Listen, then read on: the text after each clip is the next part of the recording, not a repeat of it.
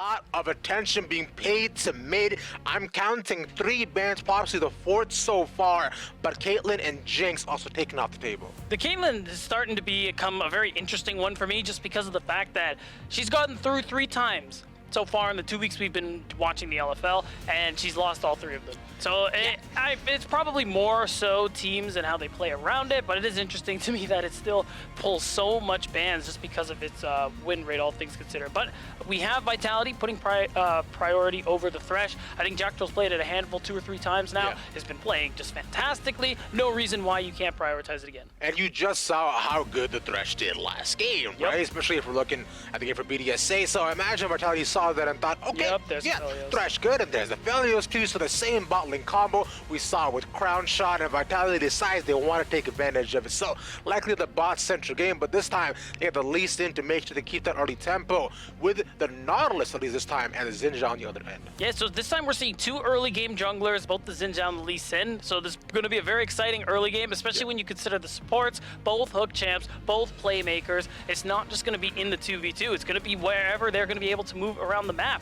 And the Corki, speaking of, is also going to be really nice. Rangjun, a player we've been keeping our eye on. He's having some good performances. You put him on this pick, Corki, one of the strongest mids on the patch, and he's bound to do a lot of work, offers so much damage, offers so much range, and when you have that package, teamfight setups are nuts. Yeah, they are, too, especially we've seen with a lot of the compositions that especially Mirage has gotten into, right, just yesterday with the game they had up against, which is the game that they had up against Misfits, right? It's a things did kind of took a turn for the worse, I would say, considering these got poked out so often, especially up against the Jace and the Corki too, so they never were able to find a real solid engage. So I like that at least taking out the options from Vitality. For now, though, they focus a lot more on the bot lane. Vitality wants to make sure they don't have any solid matchups, especially for the side of Mirage. So the Jin gone with Victor and Silas taken away, and there's an Akali, a power pick in many different regions, but not really seen so far within the LFL. Yeah, even as that new build with the Turbo Chem tank coming through, it's really good. So it makes sense that we are just getting rid of it, especially it's so oppressive in the top lane, something Bad Lulu, I'm sure, would have a good time in.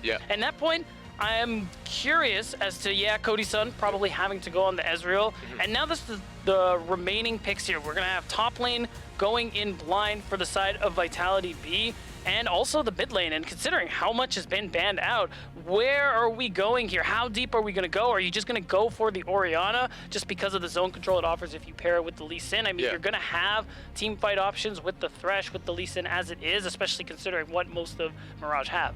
Exactly. Now, I'm not going to get baited by these hovers yet again. I do every single time, but yeah, like we were saying already, things should look a little bit better for themselves, like we were mentioning with the Gwen also not locked in with the top lane. Orianna, one of the safer picks, right? You're thinking ball delivery systems are definitely abundant.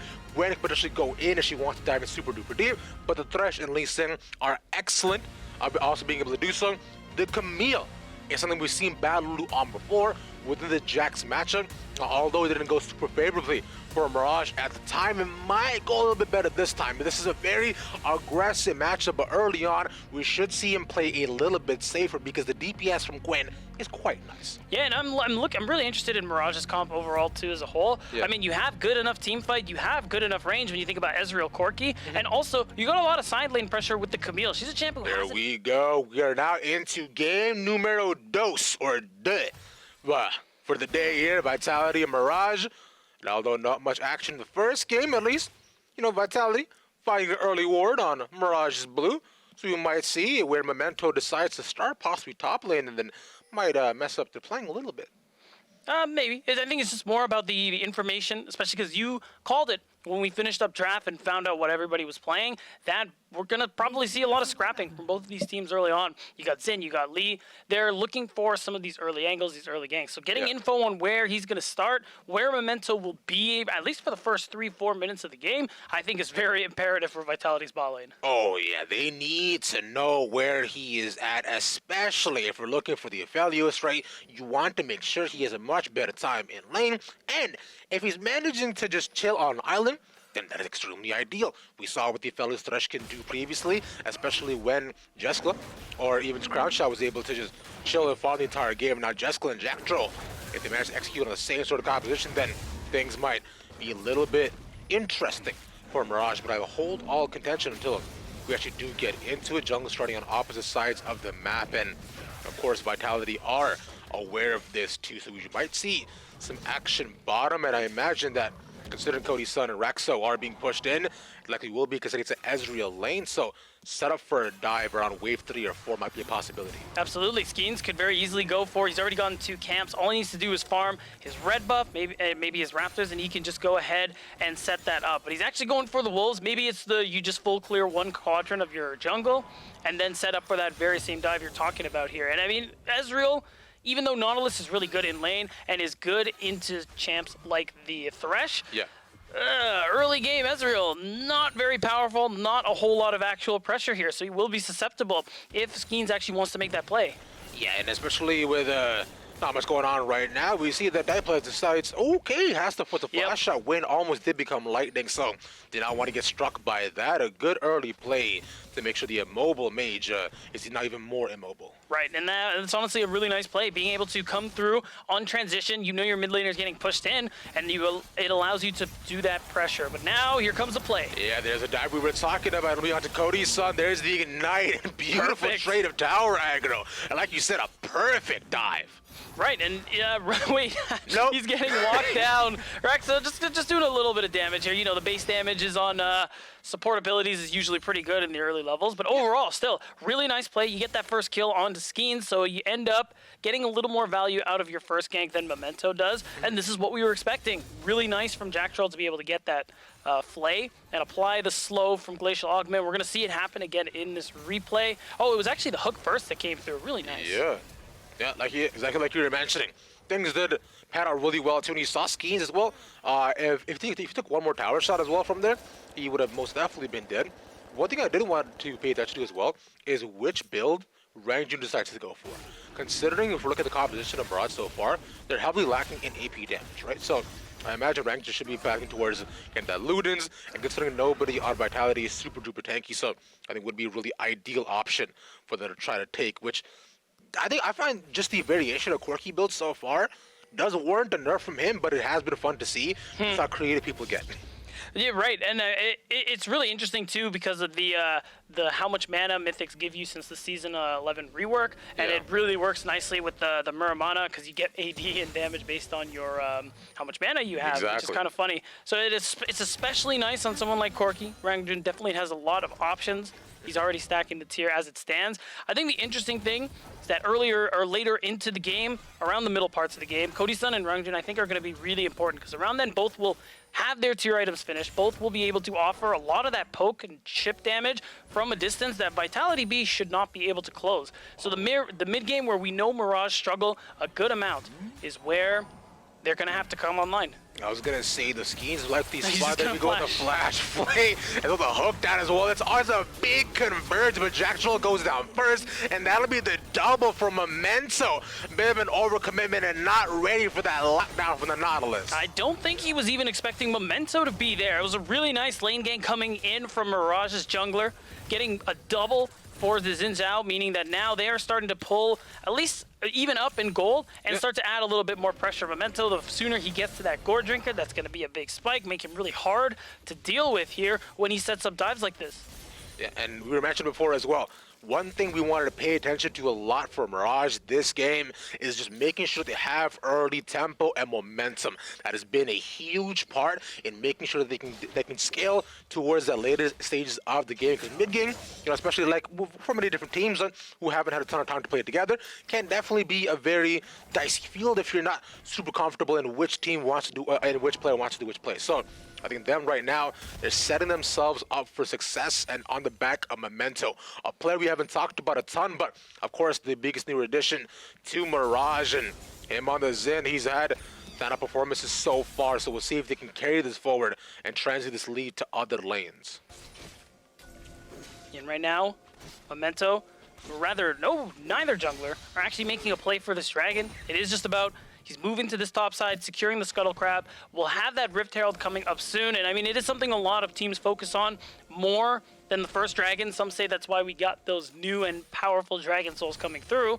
And that is usually how these early game junglers are looking to translate leads. You drop that in the bottom lane, you get some extra gold into your Ezreal or your Aphelios. Either way, I think that's a lot of value either teams could add towards this game, as long as they manage to actually secure that objective. But it's going to be hard, because teams... Oh, hold that thought, actually. Yeah, there we go. They get the play back yet again, and now we see that they're trying to give a little bit of return. There we go. Skeens gets Cody's son once more, and Raxo sadly has to watch his team die another time. That's right, and it just feels like every time there's not much he can actually do about it. Cody's son falls, and he's just standing there like, man, it's just how it is, eh? Every time, bro. The life of an ADC. But sadly with this, Skeens as well with the re-return will make sure to get Dragon priority. But by the way, one fun fact I forgot to mention, Memento actually did play on Vitality.Bee before. So, him facing his older team must be a little bit of a trip. It's definitely got to be interesting. It'll be really nice, especially if he can get the win early on into the season here. And we're going to see a replay of this. Jack Troll has been landing so many of these hooks and actually gets it just before Cody's son can actually dodge it with that Arcane Shift. And because of that, use the Dark Passage. Yep. Skeens is here. You know the rest. Immediate play back, and this is why I find all throughout week 1 and even yesterday as well, Thresh was such a high priority ban. This pick, I find, has never not been good. Throughout like every season I've been playing, Thresh is just like a good support no matter what comp you're in. Yeah, and I honestly think the Glacier build makes it even harder to deal with. Oh, yeah. He hits you with the flay, the hook, whatever it is, you are suddenly slowed tremendously. And it's so hard for you to get away, even as someone as mobile as Ezreal. You have the Arcane shit that came through. Cody's son even flashed, and he still ended up falling here. It's just, super unfortunate too, I find.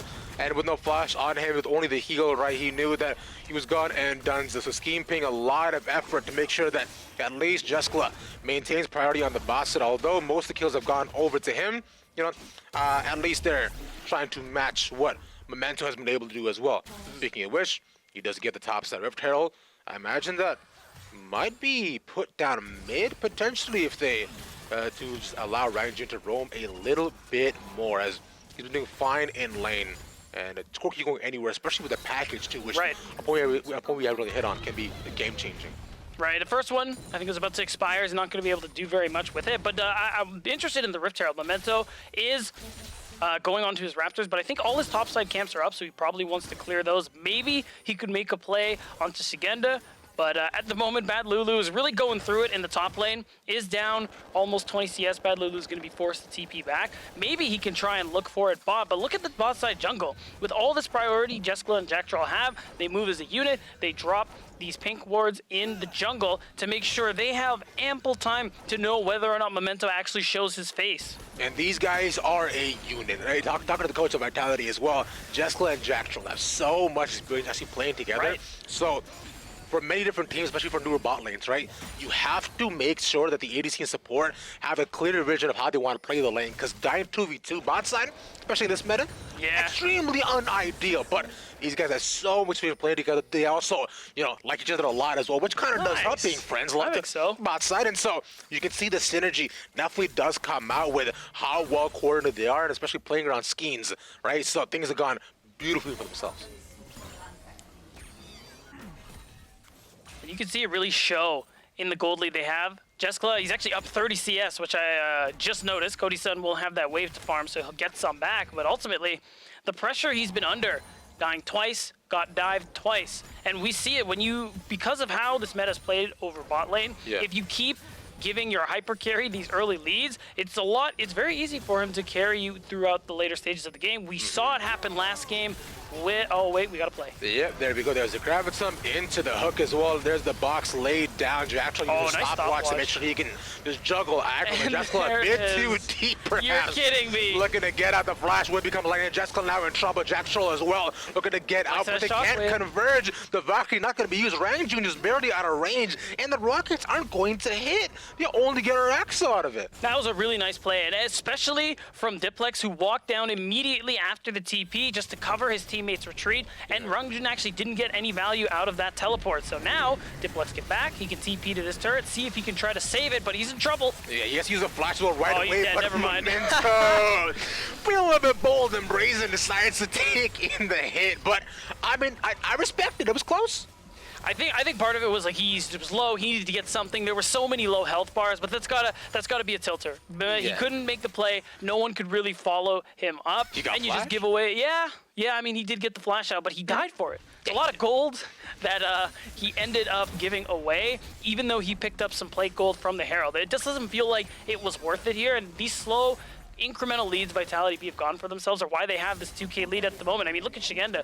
Top lane has been, as usual, an island, and even he is doing well in isolation. Yeah, and we were thinking that, you know, whether or not we would see Vitality actually playing a lot more on top side too, considering what they had before, even Mirage as well, with the Aatrox pick yesterday.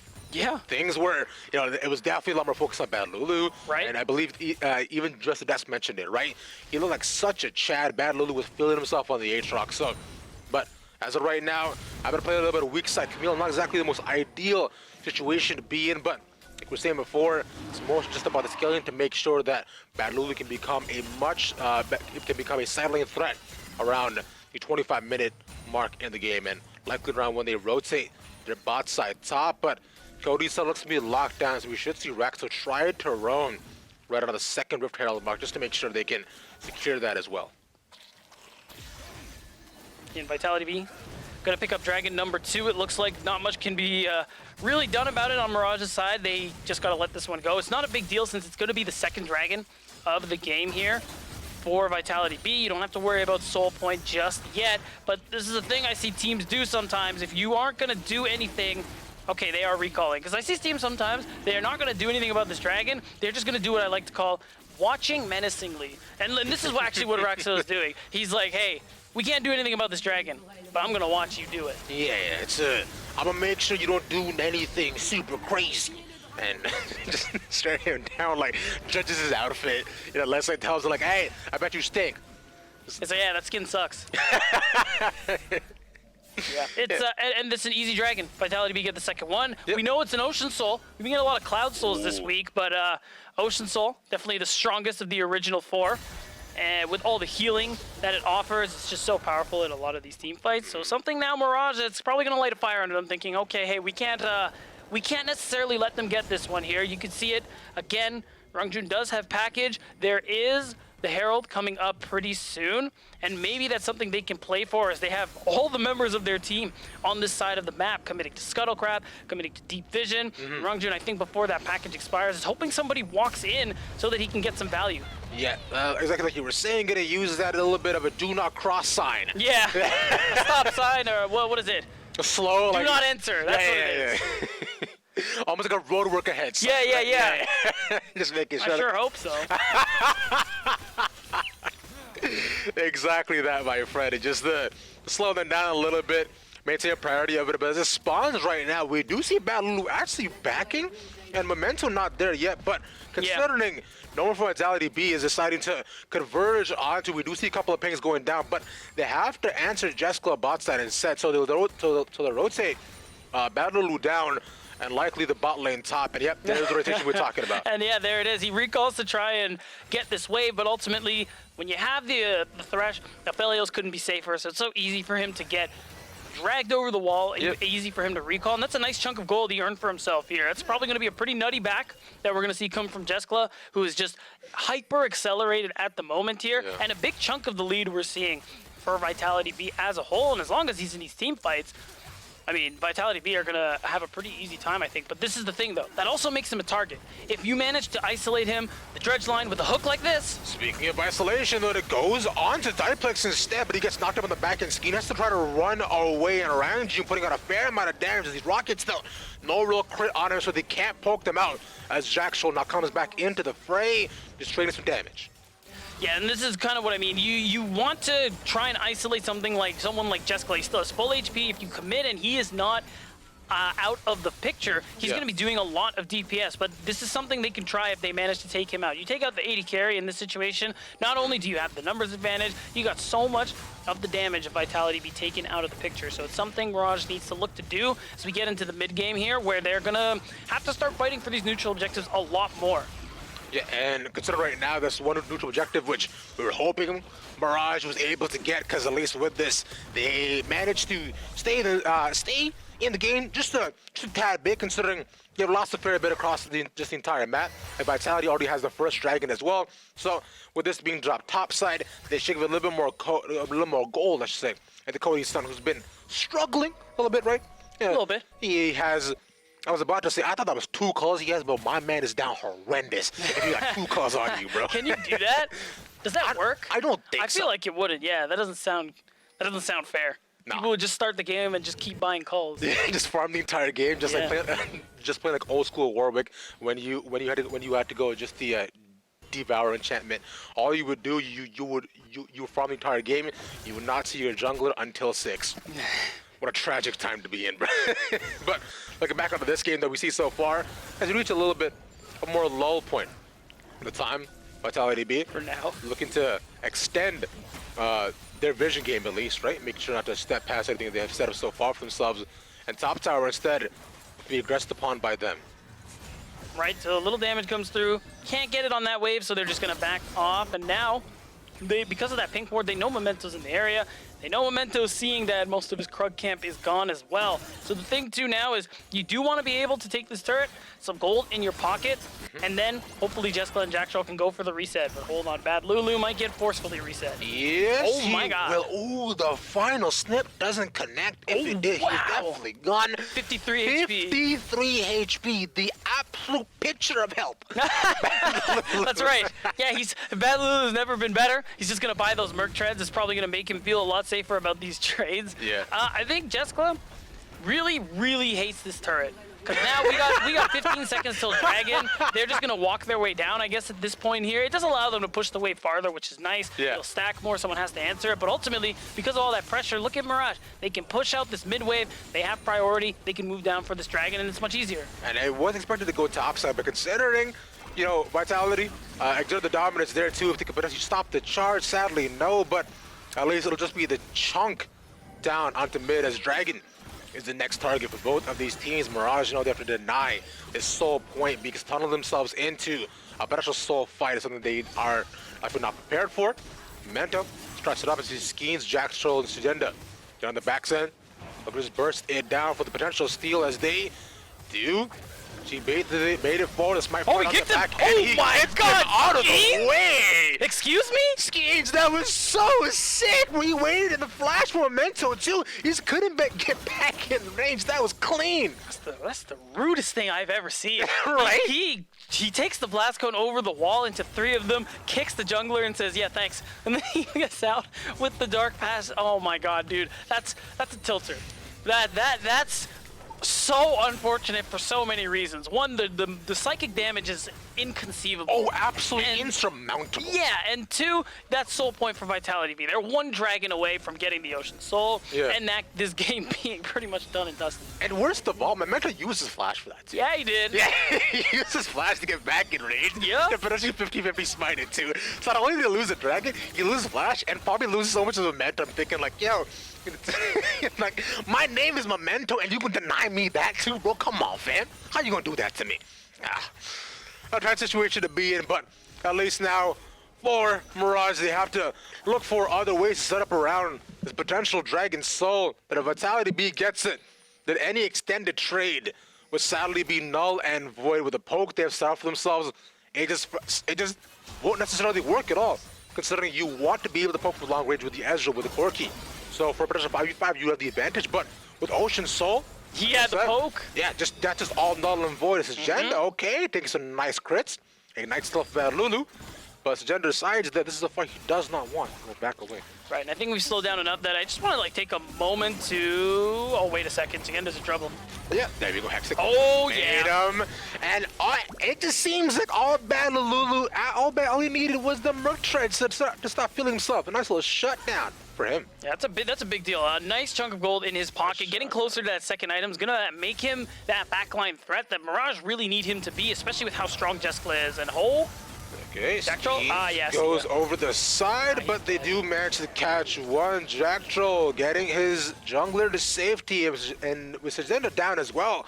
Mirage not have the map to play, but let's see how they decide to capitalize on it. Yeah, I think Mirage, this is going to give Bad Lulu just the go-ahead, even with his low HP. He's going to be able to take this turret that's more gold into this top laner's pocket, and just going to allow him to get a really nice purchase so that he, one, doesn't get punished by whoever is going to answer, probably Elyandra, and he's going to be able to TP back if they actually make a play for this Baron here. But I think Mirage are just going to settle for the fact that they have vision now, and they can kind of reset, get back on the map, start pushing out some of these waves, because there's no way Vitality.Bee can actually potentially sneak this Baron. No, not at all. And I can't imagine we see a 20-minute Baron again. Imagine, twice in a row? No, there's no way, dude. I would think there's some sort of glitch in the Matrix if that were to happen, especially with these two teams. But consider what we have right now, Vitality, they know the win comes, right? They know that Dragon is their biggest thing. They want Elyandra to be in the side lane, and they want Skeens linking up with Jack Troll and Jess Club to control the map elsewhere and just funneling more and more gold into the Velios. Right. That's exactly the ideal format that they want to try to execute on, as he gets a Bloodthirster, so a nice little shield, maybe just a lot more healing in the fight. So I'm looking at the red and white guns here to beat down, because that definitely means do not fight. Yeah, and I mean, he's holding on to the Crescendum, it looks like, so maybe he'll get that one really soon. I cannot for the life of me remember the order. Never mind, he lost it. It's gone. It's okay. This build... Forget everything we said. Yeah, hey, look, Infernum Ultimate, when you go Gale Force, it goes pretty hard. I'm not going to lie. So there's still a lot of damage Jessica's going to be able to do, especially with how strong he is. And now we have Elyandra TPing in. We're a minute till this last dragon, so he's gonna go down to this bot lane, continue pushing it out and pressuring Bad Lulu as much as he can, so that they can get a better position in and around the dragon pit. This is the soul. This is the thing Vitality want. It's gonna give them the way to close this game. And Mirage, they can't let that happen. No, they cannot, too, especially considering the plays we saw already, which just right on the back of Skeens. And speaking of which, Skeens has been one of the players that Vitality has been pouring a lot more of the resources into, right? They lean on him a lot. We've been talking to the coaches to control the pace of the early game, especially on a champion like Lee Sin. He's the one making those calls right before 15 minutes. He's deciding what ultimately does happen, and he's done such a good job of it too, like accelerating Vitality.Bee ahead. I know a lot of us had questions as to how Vitality would look, especially up against these two teams, but right now they're looking great against Mirage. That's right. I mean, again, it depends on your opinion of Solary, but overall, Vitality.Bee only winning against teams who are currently bottom 3 in the standings here. So we did have some question marks, but this game is the cleanest we've seen so far this split, and this fight is going to be the icing on top if they can pull it off. Indeed, this is going to be the most important fight right now in the game, especially for Mirage. And Vitality getting this would definitely flip the game on its head, as they've already started it off. Like you said, package could be huge. Change the pace the entire game. There we go. That's a lot of damage. That's a lot of damage. They get Just Glenn Diplex. That's such a big pick, and the package is delivered onto all of Vitality as Jack Troll is gone, and the Gwen is only a small doll. A double for Bad Lulu as the robot lady kicks apart the doll, and there we go. Cody's son manages to get the ace. Oh, that is a big play from Rangjun, being able to get all that damage off from the package. I wish we could have stats for that ability specifically, but it's insane. All that means mid goes down. You can go for the Baron, and you could find yourself back into this game here. Mirage, just like that, got such a huge lead here. They were almost even, and now they're up 3K. It's going to jump up to about 4.5, and we're going to see the replay here. Vitality.Bee, they want to burst down the dragon and then look for the fight after. The thing they were not ready for was Rangjun. Look at that. They all lined up for him,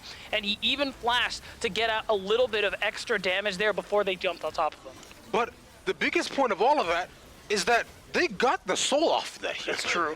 So I guess they did trade, a lot of their lives in the Baron for the Ocean Soul. As you see in the live replay, Momentum gets caught off the Baron, so they lose one person, just gives us a life at least, because the resets were not super allowed for themselves by Vitality. I find this is a trade they're decently comfortable with, but Mirage now finally have a way back into the game. Yeah, that's the thing. It is tough because you can't go for these extended trades. Your poke isn't going to be as valuable anymore like we were talking about, but with this Baron buff, and once Memento comes back, if you go for these all-in team fights with how strong some of your members are, you have Cody's son who's actually finished his 3rd item, and it's going to be the Crown of the Shattered Queen. So because of that extra health it gives you. The fact that the passive, when it breaks, you take less damage, will be very impactful for him, I think, in these team fights. And with Bad Lulu, again, backline access, how much damage he's doing now at 2 and roughly a half items, Mirage definitely have a way back into this game. I want to know how much health that tower has. I want to know, like, is it 1 or 2 items at this point? Because it's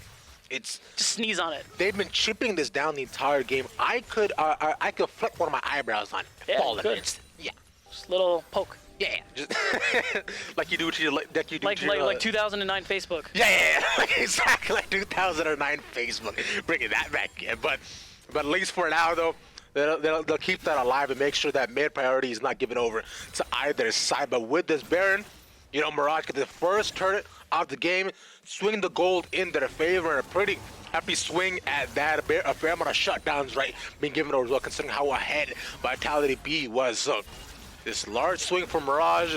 I'm looking for what more they can do. Skeens, a beautiful kickback onto Rangjun. With Minkara, he's a Valkyrie away, but Agenda is on him. There we go. The Crescent Guard on the back line, but Mento can't do anything else because the fight Skeens on two different He's alive. Gets out. My man is an absolute animal. That's a double for Diplex on the other robot lady. And I mean, look at Skeens' HP. It's coming back. The Ocean Soul being so clutch in this team fight there. And part of it, or rather all of it, it all starts with the kick from Skeens. Being able to isolate this Corki to the point where they got a lot of damage. He had to stopwatch, which is a lot more predictable. Able for you to actually follow him and take him down. And as soon as that happens, the fight just falls apart. Even with the lead Mirage, they can't win it. No, it's and I find right there too, like you were mentioning, Vitality knew they had to somehow stop Mirage, and he had just the isolation into the Gwen. Beautiful execution, man. These Lee Sins in the LFL are way too good. I love it, man. So nice being able to get that one off. Even though they go run for two rather, the fact that Skeens manages to live makes that super worth. You finally take down that mid turret that we keep looking at, wondering how low the HP was. Well, now Robbie is 0, so you have nothing to worry about. The thing now too, though, is this game going longer than the first match of the day. We're expecting it to come down to this Elder fight. We're 2 minutes away. Vitality.Bee still in a decent position just because this Ocean Soul is so very valuable for them. But this game is not lost for Mirage. They can still make this happen, especially because in 2 minutes time, we'll probably see Rangjun have another package. And that package we saw just how impactful it was for the other team fight too, considering it got Jeskla so very quickly. Mirage was able to turn that fight into their favor. And right now, Vitality knows that they definitely cannot fight around that again. But 1 minute and 20 seconds until Elder, like you're saying. That timer is going to be extremely impactful because Mirage and Vitality are nearing final fight territory. Yep. As we get nearer to that. And now Vitality.Bee just picking up whatever extra gold they can, taking out some of these tier 2 turrets so they can continue pushing these waves so that someone has to answer it. And it's helpful because, you know, push out bottom wave, easier for you to move through the enemy jungle and allow you to take control of it. You can see the vision they've set up because this dragon fight is coming very soon. He finds one, and Memento is gone. He might not be back in time, but he chunked out the half. The Ignite as well as the one. The big package cuts across the entire team. Look at Jeskla and Skeens. They can't get in the fight. That means Diplex is dead. Range once he gets out. Nice play. But a nice turn on the back end of it. Look at Agenda. He's snip-snapping and cutting them all in half. That's a triple for Jeskla as he wants more in the middle of it. 3 more down for Mirage. They can force down this mid-turret and possibly open up the base. Rangjun almost ruined Vitality.Bee's plans, but he's not able to make it happen. We got long spawn timers, but not long enough to end the game. In their opinion, Vitality.Bee, they're gonna cross the T's, dot the I's, take this Elder Dragon, because then there will be no way Mirage can stop the end. Not at all, because we've seen between those two fires already, the package was very impactful, but this time, it just did not do enough to split apart the team. Jess Club was actually pushed to the other side of it, and they only managed to get Diplex, which simply was not enough. And Diplex actually gets a ton of damage before he dies, too. Yeah, I think the pressure from Elyandra was amazing. You forced Memento out of this fight. He can't do anything, and no matter how good this package is, Jeskla was in a position that he could continue ulting, autoing, and putting all this damage down. And dude, that flay from Jack Troll was nuts to keep everybody in Jeskla's range. And now he's at the point where this dude's Bloodthirster shield never went away. So he just continued putting out the damage and ripping Mirage apart. And now Elder is in their hands. I don't know, man. I don't know how they come back. Yeah, this is a tough. I think calling it tough is an understatement. It's desolate. A doomer. Oh yeah, a doomer indeed. A boomer might even. Doomer, gloomer. Exactly. Yeah. Are you vexed, bro? I knew it. I knew that was coming. I just have to accept it. It's fine. It's okay. We were all vexed at one point at a time because it's not just a phase, Mom. This is who I am. Where now this is going to be a free Baron safe Mirage, and there's no way they can fight up against this. All they will have to do is, depending on Bad Lulu, to create some side lane pressure, but Elyandra right now is just so strong. 3 items strong, in fact. And with the Ocean Soul, the healing is going to go absolutely schmatty up against the entire team as they get another tower. And it's just going to keep piling on here. No matter how much pressure Bad Lulu puts through, they're not going to be able to take it faster than the core of Vitality with the Baron buff. And you can see the inhibitor is under threat. Bad Lulu isn't recalling, might actually try to continue splitting, continue chasing. But once he shows back on the map, you got to imagine Vitality are just going to full send. Oh yeah, Vitality know that this right now is final fight. This is where they can look to possibly just ace them, take the game, and establish their dominance even more so. A lot of questions were around them, especially up against both new teams this week. Oplon and phenomenal base defenses. We'll see if Mirage can do the exact same. Okay, the Moonlight Vigil was just so close, inches apart from death. Cody's son saw his life flash before his eyes. And looking now. Valkyrie is away, the tower's still up, but the catch down one Memento has Question Guard away, but the to save his life, but he's too far deep. There's the Elder above to get the jungler of Mirage as they look towards the base. They want more, but they cannot defend. Bad Lulu as well, getting a couple more items, the last couple of resets, but what can he do? The hook onto one, but Elyandra is just too strong, and remember, Gwen is immune. You cannot touch her, you cannot stop her. She will continue to establish her dominance over the entire team of Mirage. A shockwave in the base as they get 2 more. Vitality show up and show out on day 4. And finally, they answer our questions, Robbie.